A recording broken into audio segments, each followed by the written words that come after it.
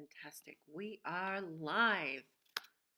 Greetings and good morning, fellow cosmic earthlings, beauties of the world. I'm hoping that my connection is good here, and I'm hoping my sound is okay. Um, I think in some of my previous videos, I've struggled with the volume, even though it's been as high as I could put it, but I've been using a lavalier mic, is that how you pronounce it? Um, that can only be plugged into my old phone.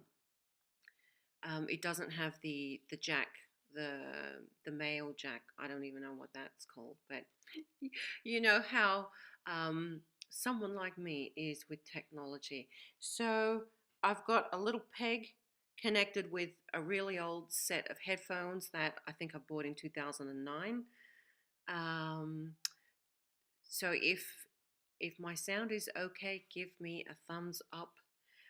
Otherwise, I will have to go and invest in some other form of mic. I don't know why I um, I have trouble with mics, but I do, and with technology in general.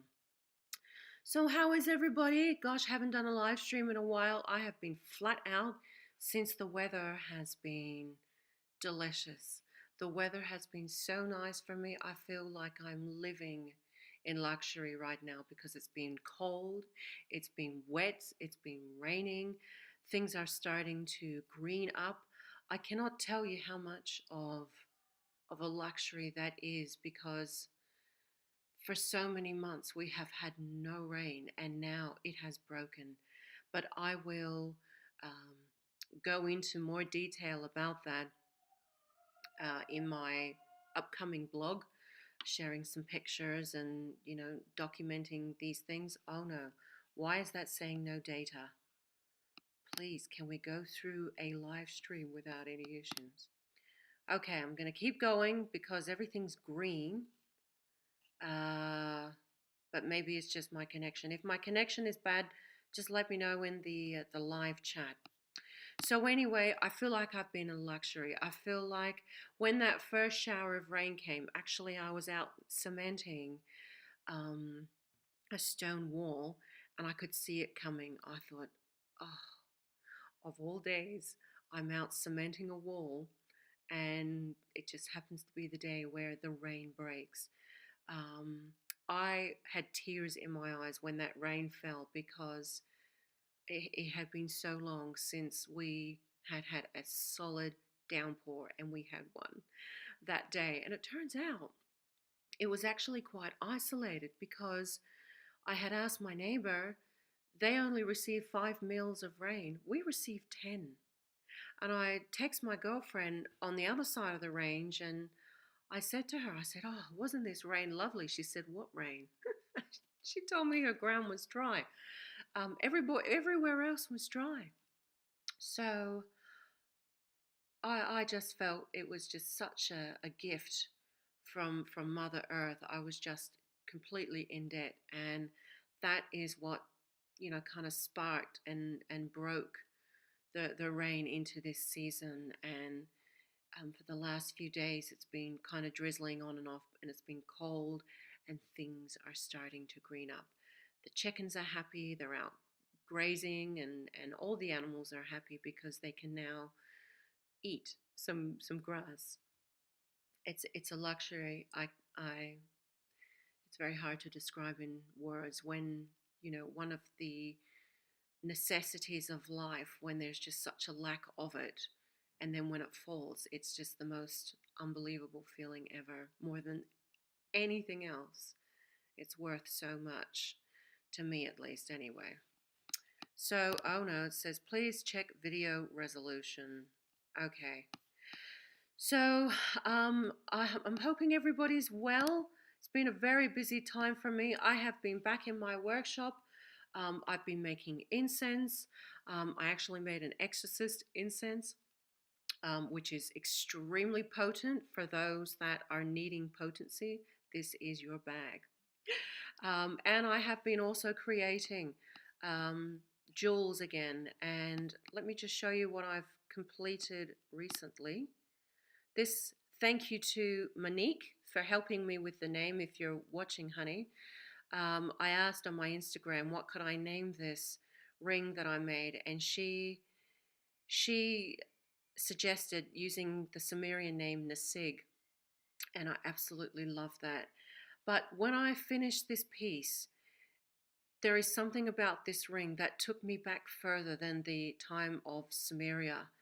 And I really felt an Atlantis vibe, a really old vibe. When I look at this ring, I am taken back. There is something about that opal that just transports me back, and I cannot explain it. But this is the thing um, with not just jewels, but things in general. They're like permission slips.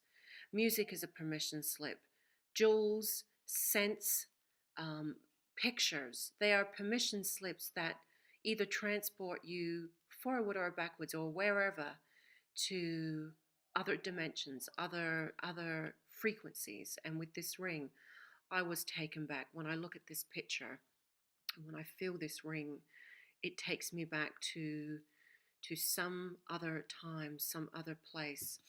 And, I'm sure there are those of you that feel the same way about certain objects and um, special things that you have in your life. At least, there are certain things that really transport me back. Um, Scents in particular, especially Middle Eastern scents, they take me immediately back to the Gulf and those old Arabian days. So yeah. But this is the thing. I'm shifting my direction with my custom pieces. This is exactly what I'm wanting to do. Is custom pieces, working one on one with customers within their budget. Um, because I like to work on one off pieces, because if I have to repeat things, I don't mind doing repeat things, but you know, talking from a creative aspect, it's always so much more exciting when you can work on new designs, new pieces, on one-off custom pieces. So, you know what I mean. As a creative person, I'm always inspired by one-off, um, unique things, and this ring is one of them. So, I knew after I finished this ring that there was a reason I was born with man hands, because my hands are so, oh, look, they're so rough. You couldn't even, can you see my fingers? Do you see that? Look at that. Look at my fingernails. I knew there was a reason why I was born with man hands, and this is why, to be a bench jeweler and to be a farmer. So it's a combination of jewelry work and farming, hard laborious tasks that you will not get pretty hands from. And but today I'm not wearing the Nasig. Today I'm actually wearing a really really old piece of marbleized, fossilized stone, pink marble, and this piece I am creating, and I've cut, um, and I'm going to set a little tiny fragment of gold on the end of it. Um, and this takes me back. This is ancient. This is pre-Gondwana days. This marble. We're talking about 635 million years old, pink marble right here, and it's only from around this area, not this area, but a little bit north, up near Wilpena Pound. So anyway, gosh, it's been busy. It's been a busy time. Hello, everyone. Hi, Life of Jovan. Hi, Ross. Hi, Nova. Hi, Joey. Ah. So, So, getting into throwing myself into the title of this video, High Alchemy, Knowing Your Boundaries.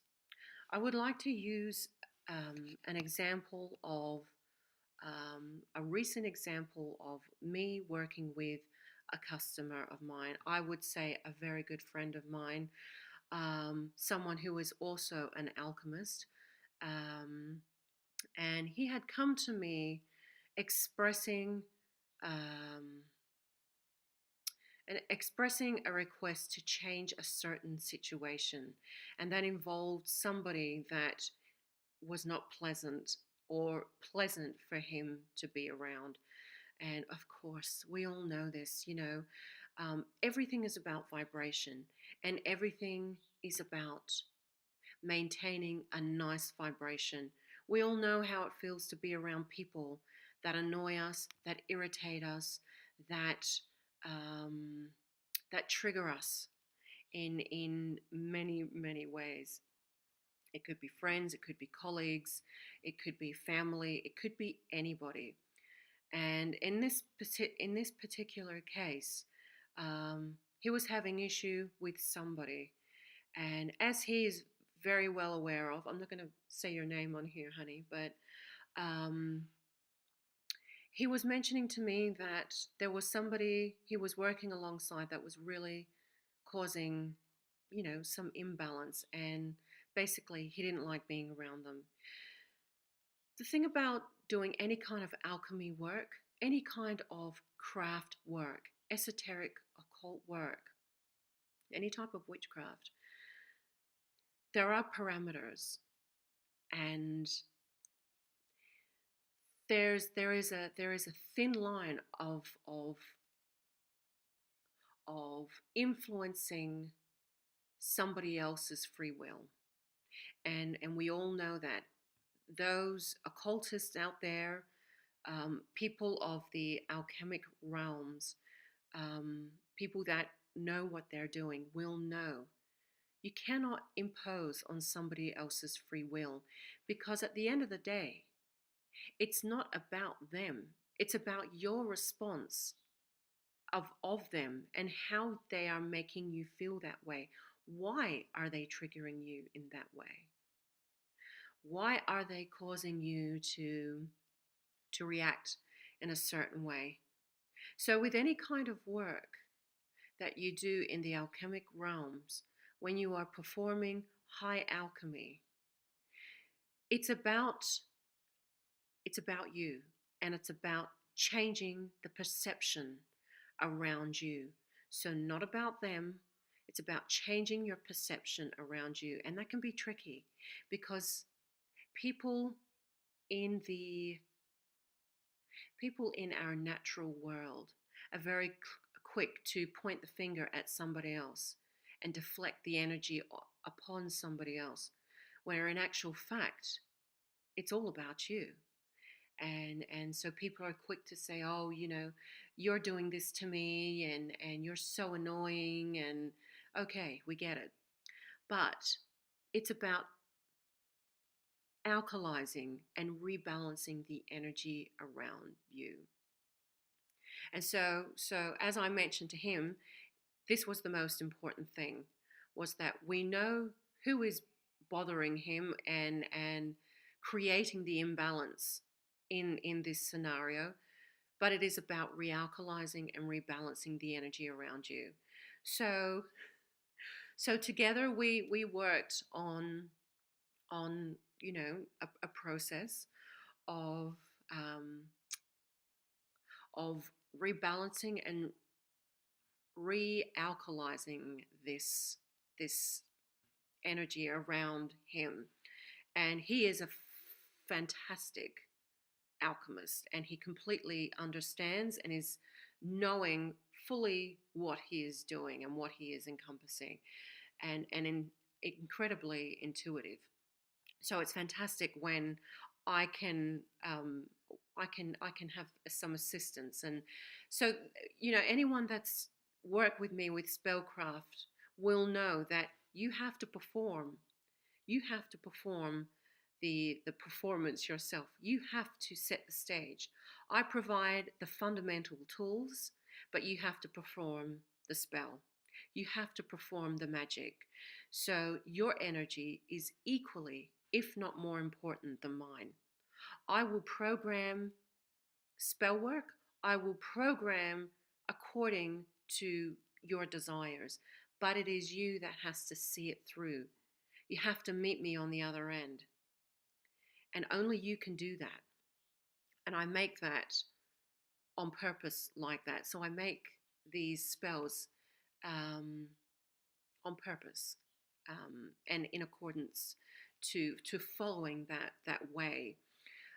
Because your energy is just as important and it is just as potent if you believe it. Um, the issue is with a lot of spell work is when I create spells and custom occult work for people. Um, not that I'm aware of. However, I know that with experiences, people can let themselves down by not believing in their own power. You must believe in the power that you are. You must believe in your sovereignty. You must believe in the outcome of what it is that you want. Because if you do not, right from the beginning, you will not receive the results you want. Hello, Venus. Venus is joining us. So I hope that makes sense that with any kind of alchemy work, you have to believe before you see the results. I know, we come from a world, most of us, where it's seeing is believing. The truth is inherently reversed. You have to believe in what it is that you want before you see the results. This is the impetus of manifestation, visualizing, imagination, pulling from the ethers what it is that you want, because you can have exactly what you want. And so I did some programming work with this great person, and I sent it all off to him. And I just happened to be driving back from Protea World, which I go into in my new blog. I was in the Adelaide Hills. If anyone is aware of South Australia, I was driving through the Adelaide Hills when I received a message from this person telling me of what had happened after we had performed and done this work together. And he also tweaked it on his own accord. He followed his instinct and followed it through with what he felt was right. I got a message from him, and I mean, I wasn't surprised, but it's always lovely to hear the results of our work, of our alchemic, highly energized work. So, and he did exactly as was told, following his own intuition, following the instructions. And he had mentioned to me that not only did this person, this colleague, put in leave for their job, a few days later they quit. They quit their job, and his elation was easily translated to me, and I knew from his words and just his energy in general, he was absolutely over the moon. And this is how it works. So even though we know the person at hand is the one that has triggered and created the imbalance, it's about visualizing and imagining what it is that you want to see in your life. So visualizing, basically, for example, in this example, visualizing um, them, the person that you don't want to be around, just simply not in your space. So basically visualizing them not there, visualizing them, you don't see them anymore. Because let me tell you this, the more you focus on what you do not want, the more you will keep it in your reality. And I mentioned that in a short little video a couple of weeks ago. The more you focus on what you do not want, the more likely those events will come to pass in your reality. And this is how powerful you are, people of Earth. You are so powerful. Every thought is so inherently powerful that people, not you guys, but people in general, they are so unconscious of how powerful their thoughts are. And then they wonder why they have so much imbalance and problem and drama in their life. They don't put two and two together. And so this is why I tell people, be very wary and be very careful of what it is you focus your attention on. And I read the comments, and I hear you, Wes. If you want to explore the thought or the idea, then by all means you can. You can absolutely. But once is enough. You don't need to continually rehash and go over something that does not feel good. Because that continuation, that perpetuation of that frequency is only hindering yourself. And if it is something that you do not choose, and it is something that you do not want, then you must, by any means, change the direction of your energy. Change the direction of your thinking and your thoughts. And like I said in that last video, it doesn't even have to be of a thought or an idea or a vision of something you like. It can be something as menial as a lamp or a plant or a chicken. All you have to do is deflect the energy. You have to shift the energy to something else. It can be something you desire or just simply something menial and neutral. Anything to get you off of that other frequency stream. And it's as simple as that. But if you want to make it more complicated by saying, oh, it's not as easy as that, well, it is, if you believe it to be. But it is entirely your choice if you want to explore further on that. However, the more you explore and focus and put your time and energy into that idea, the more you are going to be experiencing that idea in your reality. And that is as simple and as easy as it works. And there is no lie to that. Like that is the absolute empirical truth of that, of the way the law of cause and effect works. And so as an alchemist, as a witch, as a priestess of the ancient world, whatever you want to call me, daughter of the old worlds, I am fully aware of my boundaries, of what is acceptable and what is not acceptable. You cannot impede or impose on somebody else's free will by, let's just say, for example, doing magic, conducting magic, performing spell work, and having evil intent, bad intent on someone. I mean, you can if you want, but you will pay the consequence. There's no doubt about it. Because again, it comes back to the fundamental law of whatever you put out is what you are going to get back. You cannot put out and then not get back. Everything in this reality, this existence that we live in, is a reflection.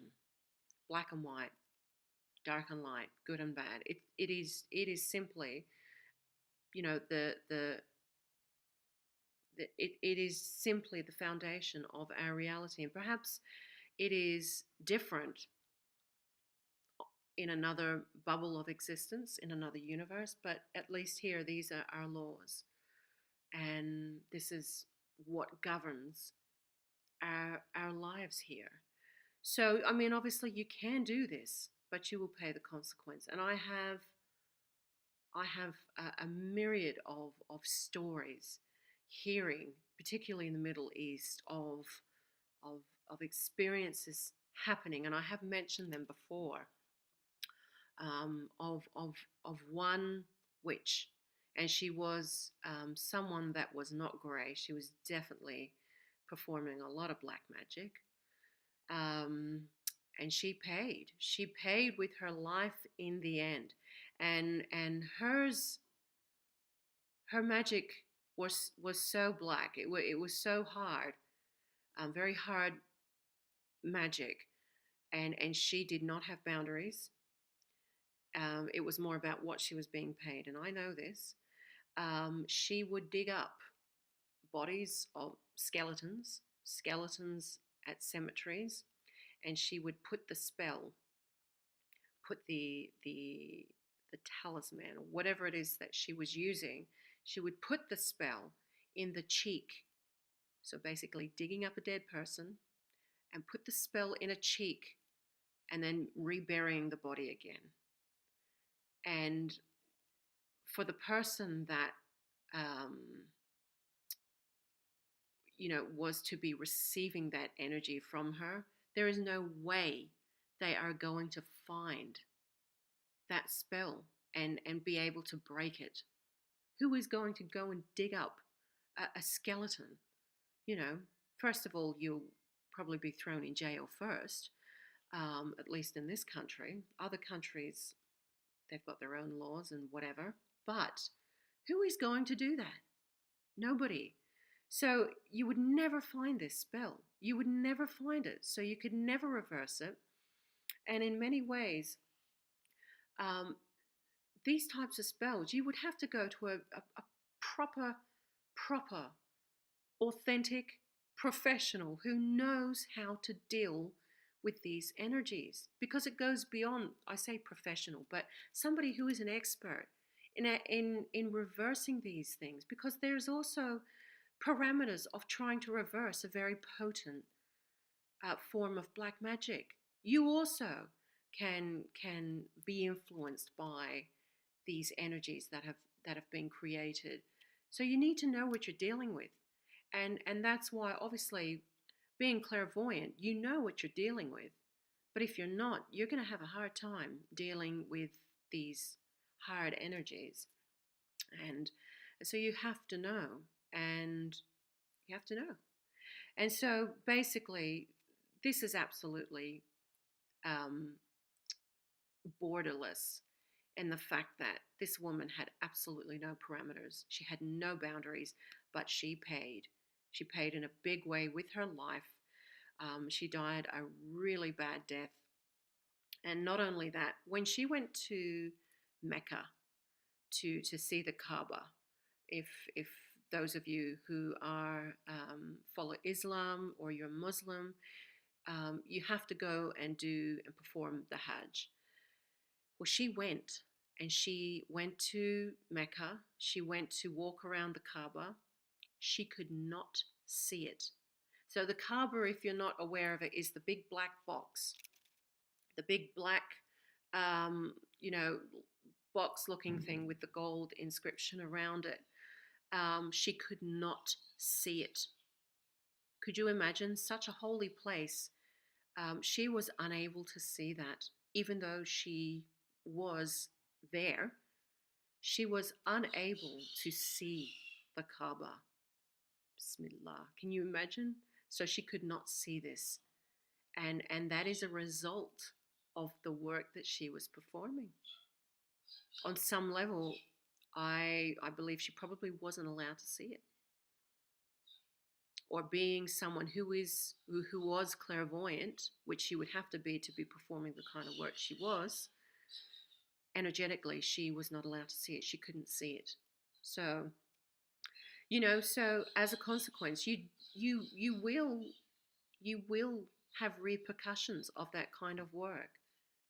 And so anyone who is new in the occult, and listen, it's such a trendy thing to do these days, to be an occultist, to be a witch. I mean, we only have to look on YouTube and see how trendy witchcraft is these days. It's very trendy, and everybody's doing it, and everybody's an expert. And it's cool to be a dark witch. It's cool to to be someone that performs the dark arts. There is nothing cool about it. And if you are a proper witch, proper occultist, proper, you know, priestess in your field and in your work, you will know there is nothing cool about black magic. And all you are doing is hurting yourself. You are being a disservice to yourself, and that is not witchcraft. It is not the pagan or the esoteric way. The esoteric way, the witchcraft way, is living in accordance to the natural laws, living in accordance with the planet, working with the seasons, working with nature, working with Mother Earth, alkalizing bad energies or heavy energies. So it's anybody that knows their work will know this. So, but each to their own. People will do as they do. But at least from my experience and from what I have been taught and from what I know, this is the absolute law that governs my life, is to alkalize, rebalance, and living in harmony with the ways of planet Earth. There's no other way. There is no other way, at least for me. So, gosh, so this is where I stand with, oh no, I've got the no data thing again. My live timing is still going, by the look of it. So this is where I stand with this.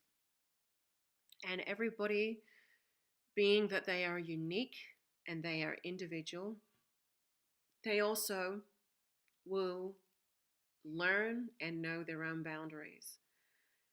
But the main boundary is that you cannot do harm to somebody else or to something else. So this is the main thing. And it has to be that way. It has to be that way, because you will only hurt yourself.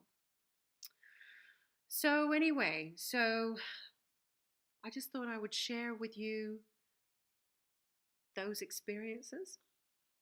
And for those of you that are on the alchemic path, there are many of you. You have reached out to me, and thank you for your messages. I hope that gives you a little bit of personal insight or experience from my perspective. Someone that, this isn't, I mean, obviously you're watching this, but this is not a trendy lifestyle. This lifestyle to me is as natural as breathing. It's not a trend. It's not something I've just picked up on for a few months and then gone with it. It is an absolute lifestyle. I think it's indicative of my surroundings, and a lot of people, without even identifying themselves as a witch or as an alchemist, live a very occultist way. There are many people on earth that may not be performing magic, but they live in accordance with the the laws of an alchemist, being that they live in accordance with nature, or they eat from the earth, they grow their own produce, they grow their own products, they nurture the earth, they talk to the earth, they feed the earth. Do you know what I mean? So there are a lot of people that live like this naturally that I would look at as being a witch or being an occultist, and yet they just do not categorize themselves with names or denominations of any sort. But we are all alchemists, whether we are conscious of it or not. We are all creating the lives around us, conscious or unconsciously. We're all doing it. Most people, I would say, are unconscious of it, because if they were very conscious of the imprints they are leaving behind, the world would be a much more balanced place, because there are so many dramas playing out on the global stage right now, and it is subconsciously influencing people and their thinking, their trending thoughts. It's so obvious, and it will take more of a concerted effort to pull away from that. And that may mean separating yourselves from people, from media, from newspapers, from radio, from music. Like it takes a concerted effort to move away from those other realities. And let me tell you, with my little trip down to the city, I wasn't even in the city. I avoided the city at all costs. I went around the hills, around the boundary of the city. It was so obvious. Actually, the video of that is on my other channel at Elnor Gardens, my trip to Protea World. Even just I sat in a small cafe to have some breakfast, and me minding my own business, but my ears pricking up, listening to the conversations of the people making the coffee, the baristas, behind the bench, and I could hear what they were talking about. I listened to the music, what they were playing, and it was just, it's that common frequency, the majority frequency, listening to whatever is fed to them. And I could hear their conversation, and I just thought, my God, this is how it is everywhere, or at least down here. And these people are not even conscious of the manipulation that is unfolding right before their very eyes. And so I was very aware of that, and it's all down there. And this is why I feel I live in luxury, because the new luxury of the world is space, clean water, clean air, no noise pollution. These to me are the real luxuries of life. And I think a lot of you also feel this way. So I could not wait to get back home. I was just itching to buy my Proteas, leave with my boxes of Proteas, and then come home as quickly as I could. And I actually didn't sleep the night before because I was so tired when I left my mother's house. I left my damn house keys on her kitchen bench. So can you imagine? It was absolutely freezing cold. My fingers are shaking, and they're so cold and red from being, so cold. I had to undo my entire door and lock system. So 2 hours later, at midnight, I go to bed, and I'm cold, I'm pissed off, I'm not happy. But that's what happens when you leave someone's house tired, with no house keys. I'm not going to drive all the way back in. In hindsight, I probably should have, because by the time I finished the door, it would have only taken me an hour of extra travel to go and get the keys and then come back again. But I was too tired to drive, and it's not safe when there's kangaroos everywhere and when you're sleepy. It was hard enough driving home as it was. So, lack of sleep. I woke up at like 4 o'clock and my toes were cold. And I just thought, you know what? I'm going to get up and I'm going to get on the road. And that's exactly what I did. And I went down to Protea World, driving tired in congested traffic, even in the hills, and immersed back in that majority frequency again. I could not wait to get home. Uh-oh. Oh no. Okay, we're still going. Error. YouTube is not receiving enough video. This seems to be a commonplace thing that happens with my videos these days. But anyway, making conscious choices with effort, watching your thoughts and knowing your boundaries, and knowing your thoughts and ideas will take shape, will take form as soon as you invest emotional energy into them. Being very aware of that. And it's a challenge. In the beginning, it's absolutely challenging to consistently think good, healthy, clean thoughts, especially if you're used to having lazy thoughts, negative thoughts, especially about other people or other things. It will take a concerted effort to watch yourself. But believe me, it becomes easier and easier and easier. But it does take effort. It does take effort. Deep breath, people of Earth, breathing in that good energy that's surrounding us. Beautiful abundance. Our planet is gorgeous. Focusing on the beautiful things, the beautiful aspects of our planet. You have to know, when you converse with our cosmic brothers and sisters, how lucky we are to live on such a beautiful planet. When I have heard them speak, they talk about how rare it is to find a planet like ours, because there are a lot of inhabited planets around that do not have huge water bodies like ours, that do not have blue skies like ours, that do not even, or you cannot even in the sky due to perhaps nebulae or perhaps the Magellanic Cloud in the Milky Way belt. A lot of these natural phenomena in the cosmos hinder seeing a black sky with stars. So, being able to see the majestic cosmos, I see it most nights when it's not cloudy.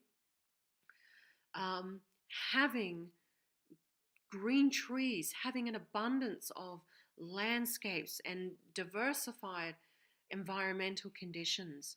We are living on an extremely rich planet, in terms of abundance. We have it all. And I just wish as humans that we lived more in akin to the natural order of ways, and actually knowing how rare our planet Earth is. Truly it is. If you listened to my solar tour, the ASMR, this is authentic information about our solar system. This is not a made up story. The information that I have presented on that solar tour is the absolute authenticity of the nature of our solar system, about the other planets, about the other inhabitants of the other planets. And to me, it is the truth. And what we have been told by our governments and our scientists that love us so much and have never lied to us, I truly believe this knowledge is the absolute truth, and it is flawless information to me. So that is the truth that I live by. And when you, and not just from the solar tour information, but when you listen to other cosmic brothers and sisters speaking about the nature of reality of space. Space is a hostile, hard place, and the entirety of our existence and the life within it, life within our entire universe equates to less than 1%.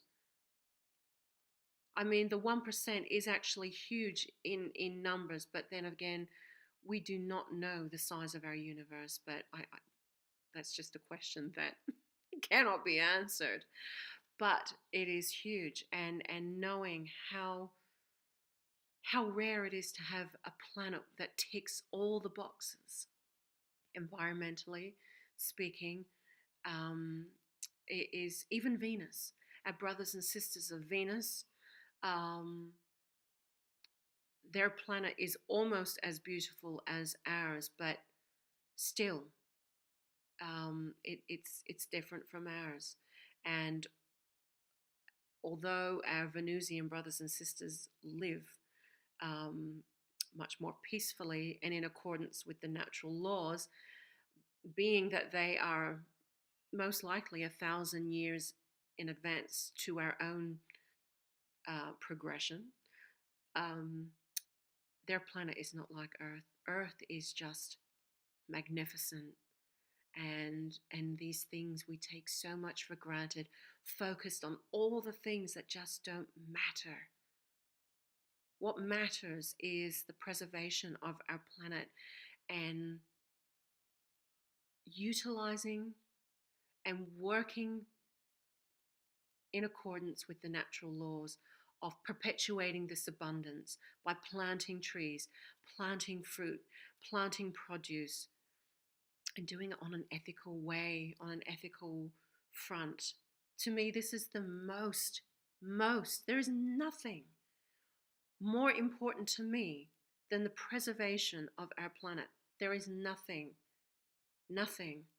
more important to nothing more important to me than the preservation of our planet Earth. Nothing. Nothing. No problem, no drama. All these dramas happening in the world, they're all human based. You know, in that majority frequency. I have no part in that. I may be on the outside and I can look in, but that is not my reality and that is not my lifestyle. And I know a lot of you are also feeling the same with your choices and the direction that you're wanting to shift in with your own reality. So we live, people of Earth, we live on a majestic planet. And when you leave, like in a spaceship, or when you, let's just say hypothetically, you're going to Mars. When you leave Earth and you visit Mars, you realize just how beautiful our planet is. Mars is a harsh environment right now, and most of the inhabitants, the Martians, as well as humans now, live underground because the elements are so harsh. And what used to be a thriving ancient civilization has been forced underground because the planet is dying. The planet is coming to the end of its cycles. And actually, a lot of our own plants, such as date palms, tobacco, and marijuana, have actually come from Mars. Maybe that's why they taste so good. So a lot of these plants are not native to Earth. They have come from elsewhere. But when you go to somewhere like Mars, you realize how lucky and how beautiful our Earth is. No matter how crazy humans have fallen off the wagon and forever have been in their own perpetual cycles of dramatizations of situations. The earth itself is absolutely one of the most stunning, majestic planets I think there is. There's probably a lot of them in our universe, but at least on a localized level, there is nothing that can compare to our planet Earth. Hello, everybody. Deep breath. Hi, Tracy. Hi, Anya. Yes. Hi, Julesner. Hi, Mai. Oh, honey. Hi, Kelly. Hi, Prenom. Hi, Ponderous Prose. Yeah. So, anyway, people of Earth, I feel my garden calling me. Actually, I must go out now because some of you know that I have harvested my first saffron. And if you are mad about saffron like I am, you'll understand what I'm talking about. Um, I don't have much of a harvest. I've only got like 10 flowers, but I have another flower that has popped up overnight, and I'm going to pick her, give thanks, and harvest the stigmas from the saffron. Um, and this is what I mean. You know, I feel so rich being able to pick life and create life, nurture life on my own land. You know, I feel so rich being a custodian to having a parcel of soil on the planet Earth. To me, that's a richness beyond any money in the bank account or any possession. You know, I've said before, I feel like owning land is going to be a really sexy thing in the future, as in it's going to be more luxurious than anything else that we have right now. So I'm going out to pick this flower, and I give thanks every time I pick a flower. Um, you're not actually killing the plant. I'm picking the flower out, and the plant is still producing more flowers, or the bulb, I should say. So I've got about 6 plants there right now, and I'm hoping after the season is finished, I will dig up the bulbs, clean them off, store them, and then put them away for next season. And I'm hoping to triple my yield and maybe sell some of my saffron online if anybody is interested. Oh gosh, it's the most beautiful way of living in accordance to nature.